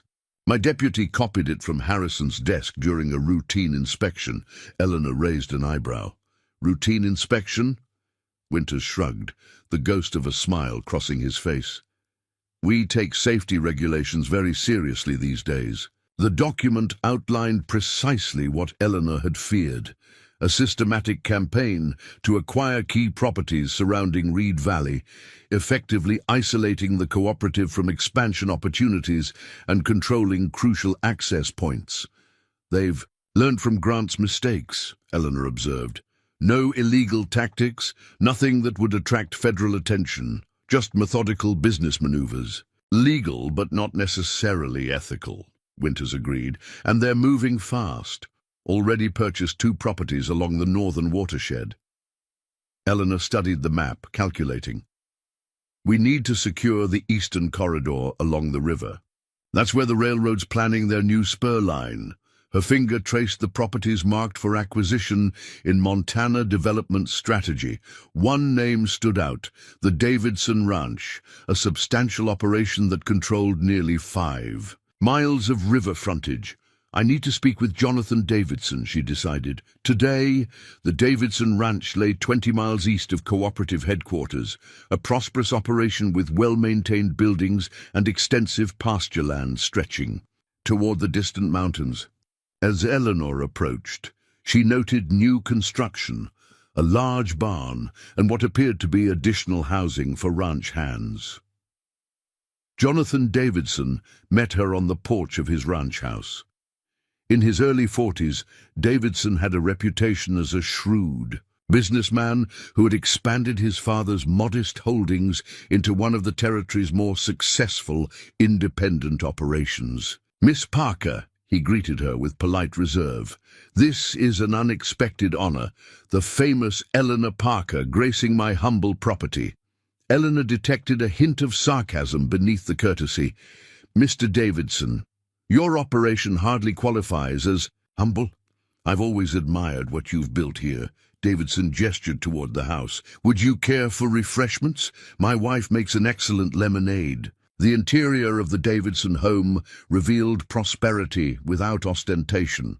Quality furniture, family photographs, the comfortable atmosphere of a place where people lived rather than merely inhabited. Martha Davidson, a handsome woman with intelligent eyes, served lemonade before excusing herself, leaving Eleanor and Jonathan in the study. "I assume this isn't a social call," Davidson said once they were alone. "The Reed Valley Cooperative doesn't typically send its formidable leader to deliver pleasantries." Eleanor appreciated his directness.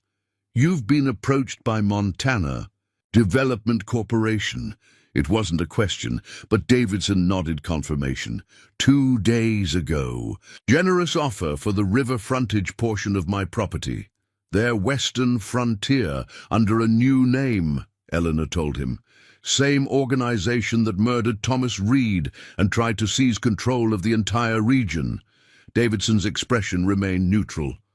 Ancient history, Miss Parker. 5 years is a lifetime in territorial politics. Besides, their representative assured me all leadership has changed. The faces have changed, Eleanor countered. The intentions haven't. She outlined what she knew of Montana Development's strategy, explaining how Davidson's river frontage was a crucial piece in their plan to control access to the coming railroad spur. Davidson listened without interruption. When she finished, he leaned back in his chair, studying her thoughtfully. Even if everything you say is true, Miss Parker, why should it concern me? I've been offered twice the market value for land that generates minimal profit. Because selling, to them, endangers every independent rancher in the territory, Eleanor replied, including the remaining portion of your own operation. They're piecing together a monopoly that will eventually dictate terms to everyone. Davidson's eyes narrowed. And joining your cooperative is different. How exactly? It was a fair question, one Eleanor had anticipated.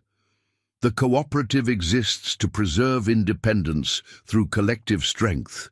Each member retains ownership of their land and operational control. We unite for contracts, infrastructure, and protection against precisely the type of consolidation Montana Development represents. Pretty words, Davidson commented, but I've heard rumors that you rule the cooperative with an iron fist, that nothing happens in Reed Valley without Eleanor Parker's approval. Eleanor didn't flinch from the accusation. I founded the cooperative. From the ashes of Thomas Reed's ranch, I've guided its growth. But every major decision requires member approval, as outlined in our charter. She leaned forward slightly. I lead, Mr. Davidson. I don't rule. For a long moment, Davidson said nothing, simply studying her face as if searching for deception. Finally, he stood and walked to a cabinet, withdrawing a folder. Montana Development's offer, he said, handing it to Eleanor. Take a look. The terms were indeed generous, significantly above market value, with favorable conditions allowing Davidson to maintain operations on his remaining land for 5 years before a secondary purchase option activated. The river frontage is worth this much to them, because it's not about the land itself, Eleanor explained. It's about controlling access. Once they secure these key properties, they'll restrict crossing rights, charge exorbitant fees, effectively cutting off eastern expansion for operations like yours and mine. Davidson took back the folder, tapping it against his palm thoughtfully. What's your counteroffer, Miss Parker? Eleanor had come prepared. Cooperative membership. You retain full ownership, continue operating independently, but gain access to our contracts and infrastructure. Additionally, we'll purchase development rights to a corridor along the river, ensuring access remains open for all members. For considerably less than Montana Development is offering, I presume. For fair market value, Eleanor corrected, but with benefits that extend far beyond immediate payment. Davidson seemed unconvinced.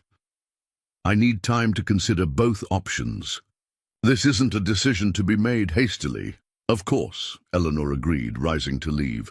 But Montana Development won't wait long. Their strategy depends on quick acquisition before the opposition can organize. As she prepared to depart, Davidson walked her to her horse. You've built something impressive, Miss Parker.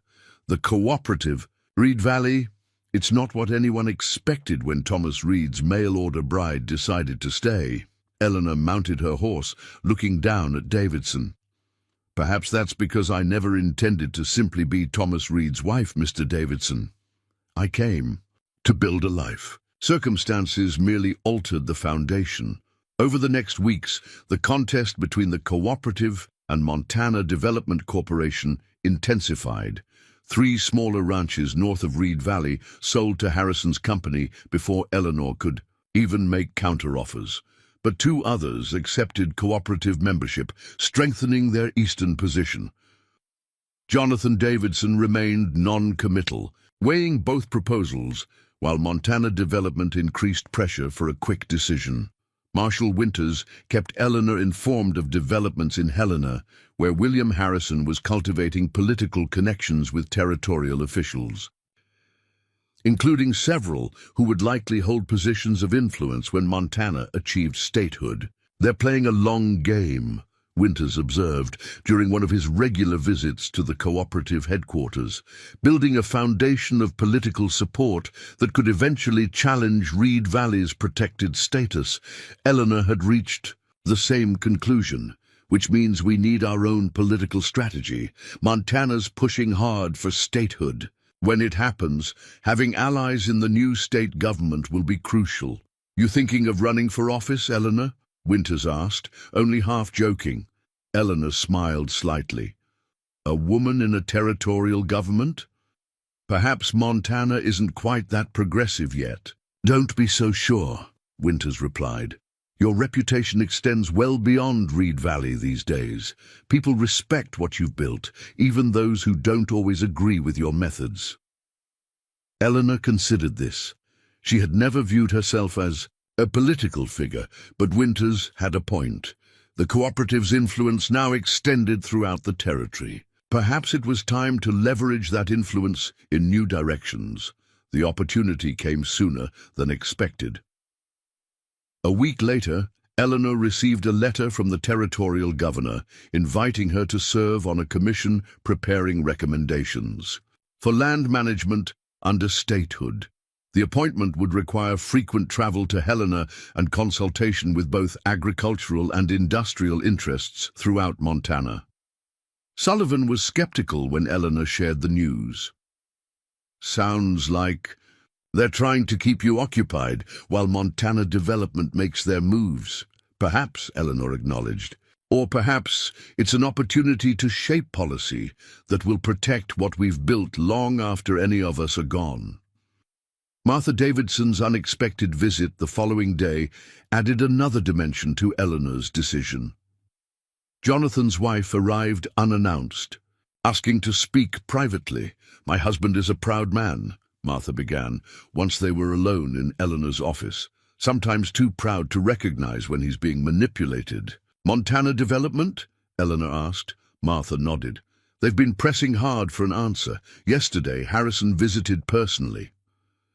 She hesitated. There were veiled references to financial difficulties the Davidsons might face if they made the wrong choice. Eleanor's expression hardened. "They threatened you?" "Nothing so direct," Martha clarified, "just implications that the Territorial Bank might review certain loans unfavorably if Jonathan rejected their offer." The tactics were more subtle than Nathaniel Grant's direct intimidation, but the intent was identical.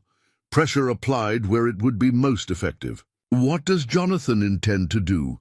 Eleanor asked. Martha sighed. "He's still weighing options. That's why I came. He respects you, Miss Parker, despite his attempts to suggest otherwise. If you spoke with him again—" Eleanor made a decision. "Tell your husband I'll meet him tomorrow at noon. Not here and not at your ranch. The fishing spot at Eagle Bend, where the river curves east." The meeting place Eleanor had chosen offered privacy and neutral ground, a bend in the river where locals sometimes fished, with a stand of cottonwoods providing shade against the summer heat.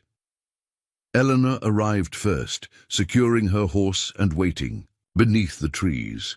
Davidson appeared precisely at noon, approaching with the cautious demeanor of a man uncertain of his reception. "Your wife visited me," Eleanor said without preamble as Davidson dismounted. "I know," he replied, surprising her. "It was my suggestion, though I let her believe it was her idea." Eleanor reassessed the man before her. "Clever." Davidson shrugged. "I needed to understand your reaction without the formality of another official meeting. Martha is an excellent judge of character." "And what did she conclude?" Eleanor asked, curious despite herself. "That you're exactly what you appear to be, formidable, principled, and committed to your vision for this territory." Davidson moved to stand beside her, looking out at the river. Harrison threatened my bank loans yesterday. Not explicitly, but the message was clear. Will you yield to the pressure? Eleanor asked directly. Davidson turned to face her. Would you? Eleanor smiled slightly. I think you know the answer to that. Yes, Davidson admitted. Your reputation for stubbornness is well established. He paused. I've decided to accept your offer, Miss Parker. The Davidson Ranch will join the cooperative. Relief washed through Eleanor, though she maintained her composed exterior. A wise decision, Mr. Davidson, for both our operations. There's one condition, Davidson added. I want a position on the cooperative's executive committee. If I'm joining this alliance, I intend to have a voice in its direction. Eleanor considered this briefly before nodding. Acceptable. Your experience would be valuable, particularly as we navigate Montana Development's political maneuvers. They shook hands, formalizing the agreement that would significantly strengthen the cooperative's position along the Eastern Corridor. Harrison won't take this well, Davidson observed as they prepared to leave. No, Eleanor agreed. He won't. Montana Development has now lost 3 key properties to the cooperative. They'll adapt their strategy accordingly. Becoming more aggressive, Davidson suggested. Eleanor shook her head. More subtle. Harrison isn't Grant. He understands that direct confrontation failed.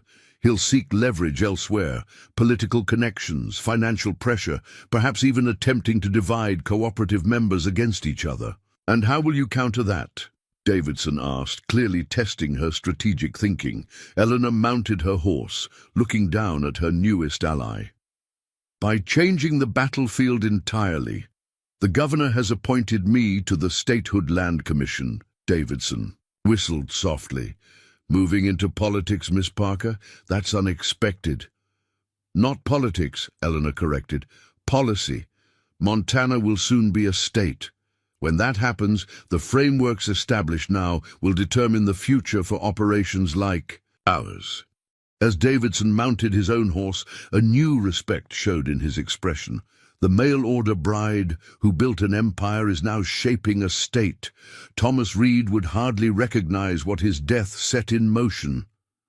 Eleanor glanced eastward, where the cooperative's lands stretched toward the horizon. Perhaps not, but I think he would approve of the legacy.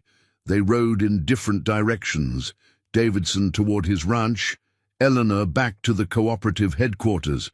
Both understood that their alliance represented more than just a business arrangement. It was another step in the ongoing transformation of Montana Territory from a lawless frontier to an ordered society where cooperation could triumph over exploitation.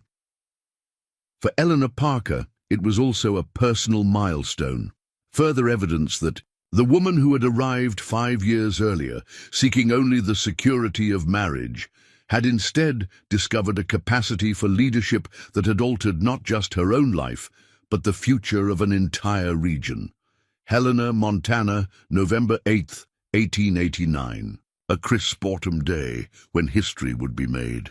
Crowds gathered outside the Territorial Capitol building, where the newly signed proclamation confirming Montana's statehood would soon be read.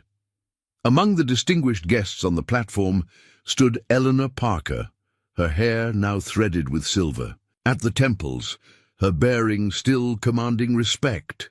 As the territorial governor delivered his farewell address, Eleanor's mind drifted to the journey that had brought her to this moment. 10 years had passed since she'd stepped off that stagecoach to find Thomas Reed's grave instead of her promised husband. A decade of struggle, triumph, and transformation that had shaped not just her life, but the character of the new state itself. The fight against Montana Development Corporation had been protracted and complex. William Harrison had proven a more subtle adversary than Nathaniel Grant, working through political channels and financial manipulation rather than direct violence. But Eleanor's appointment to the Statehood Land Commission had given her the platform to ensure that the cooperative model pioneered in Reed Valley would be protected under state law. The governor's voice brought Eleanor back to the present as he introduced the special guests who had contributed to Montana's path to statehood. When he called her name, the applause was substantial, recognition of her influence extending far beyond Reed Valley. Miss Eleanor Parker, the governor announced, whose innovative approach to cooperative ranching has become a model studied by agricultural communities throughout the West. As Eleanor stepped forward to acknowledge the recognition, she caught sight of a familiar face in the crowd, Marshal Caleb Winters, now serving as the county sheriff, his hair grayed, but his posture still straight. Beside him stood Dr. Samuel Wilson, retired from practice but still an active voice in community affairs. These allies from her earliest days in Montana had remained steadfast through all that followed. The ceremony concluded with the raising of the new state flag, its blue, veiled emblazoned with the motto Oro y Plata, gold and silver. But Eleanor knew Montana's true wealth lay in its land and the people who worked it, a perspective she had fought to instill in the state's founding documents. At the reception that followed, Eleanor found herself approached by a tall, distinguished man she recognized as Senator William Clark, one of Montana's newly appointed representatives to Congress. "Miss Parker," he greeted her, "your reputation precedes you. I understand the land use provisions in our state constitution bear your distinct influence." Eleanor smiled diplomatically. "I merely advocated for frameworks that would prevent monopolistic control of essential resources, Senator. Montana's future depends on balanced development that respects both progress and tradition." Clark studied her with newfound interest. "Washington could benefit from such practical wisdom. Have you considered a more formal role in government?" The suggestion was unexpected but not entirely surprising. Eleanor's prominence in territorial affairs had naturally led to speculation about her political ambitions in the new state. "My focus remains on the cooperative," she replied, "though I'm always willing to serve Montana's interests when called upon." As Clark moved on to greet other guests, Martha Davidson appeared at Eleanor's side. "Senator Clark seems impressed with you," Martha observed. "Jonathan says there's talk of appointing you to the State Agricultural Board." Eleanor nodded. "I've heard the rumors. It would mean more time away from Reed Valley." "The cooperative can manage," Martha assured her. "You've built something that functions even in your absence, the mark of a true leader." Later that evening, as the celebration continued, Eleanor slipped away from the crowded reception hall. She found a quiet balcony overlooking Helena's. Main Street now illuminated with lanterns commemorating statehood. Marshal Winters joined her there, offering a glass of champagne. "To Montana," he proposed, "and to the woman who helped shape it." Eleanor accepted the toast with a slight smile. "You give me too much credit, Caleb, and you take too little," he countered. "Look at what you've accomplished, Eleanor. Reed Valley spans 3 counties now. The cooperative includes 27 member ranches. You've established a framework that ensures independent operators can thrive alongside corporate interests." "We've established it," Eleanor corrected him. "I couldn't have done any of it alone." Winters studied her profile in the moonlight. "What would Thomas Reed think, I wonder, the man whose death brought you here?" Eleanor considered this question, as she often had over the years. "I think he'd be satisfied, not just with what I built from the ashes of his ranch, but with how Montana has developed. He wanted fairness, the chance for hard-working people to succeed on their merits rather than fall victim to those with greater resources." "That's his legacy, then," Winters observed, "through you." Eleanor gazed out at the city that had grown from the rough frontier town she'd first encountered. "Perhaps, though I prefer to think we created something new together. He provided the foundation, but the structure we built wasn't one he could have envisioned." The following morning, Eleanor rode out early from her Helena hotel, heading east toward Reed Valley. The journey would take most of the day, but she preferred horseback to the train when time permitted. It gave her an opportunity to observe the land directly, to witness the changes that statehood would inevitably accelerate. New settlements dotted the landscape that had been largely empty a decade earlier. Fenced pastures and ploughed fields indicated the territory's transition from open range to established agriculture. Progress with all its complexity. By late afternoon, Eleanor reached the ridge overlooking Reed Valley.